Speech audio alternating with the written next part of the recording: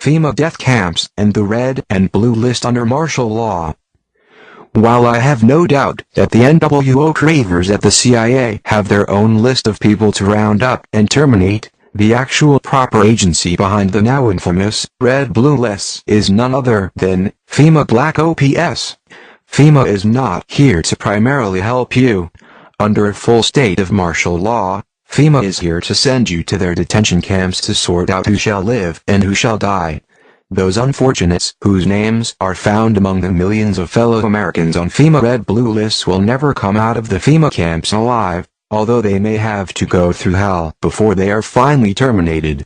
Such offenders are essentially deemed resistors of the New World Order, as my CIA and military insiders told me personally. Oh, all of us in the CIA know all about the concentration camps in America and their purpose. We all know that their purpose is to terminate resistors of the New World Order under martial law. Source: Michael Mahoney, 20 years Naval Intelligence CIA under Bush Sr. For example, the FEMA death camp of the Mojave is a full-gassing cremating death camp, dedicated to the termination of all on FEMA's red-blue lists under martial law. I have previously documented this horrific death camp, and documented the eyewitness accounts of several former NWO supporters who were flown out there.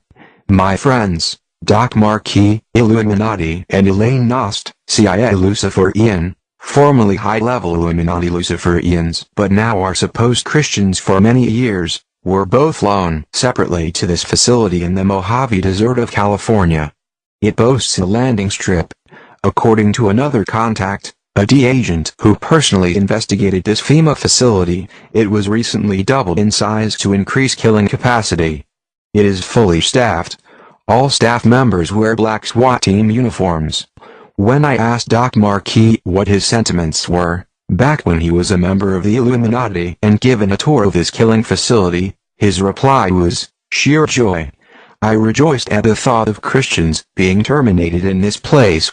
A chilling response, but typical of this nation's Satanists and NWO supporters. This FEMA death camp was shown off as something the NWO and FEMA was literally proud of.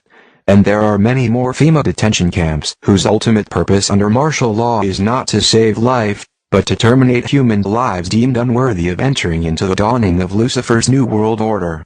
Know the cold hard facts about FEMA, and then think twice before going meekly to such camps under a state of martial law in your region. We are all on a red or blue list somewhere. Those on the red list will be walked on at 4 a.m. and taken to the camps and probably killed. Red list: these people are the enemies of the NWO. They are the leaders of patriot groups, outspoken ministers, outspoken talk show hosts, community leaders, and even probably net leaders. These people will be dragged out of their homes at 4 a.m. and will be taken to FEMA detention centers and killed. This will take place approximately 2 weeks before martial law is enforced. Blue list: these are also enemies of the NWO, but are followers of the red list folks. These people will be rounded up after martial law is in place, and will be taken to the detention centers and re-educated. Various mind control techniques will be used on them. Most will not survive this.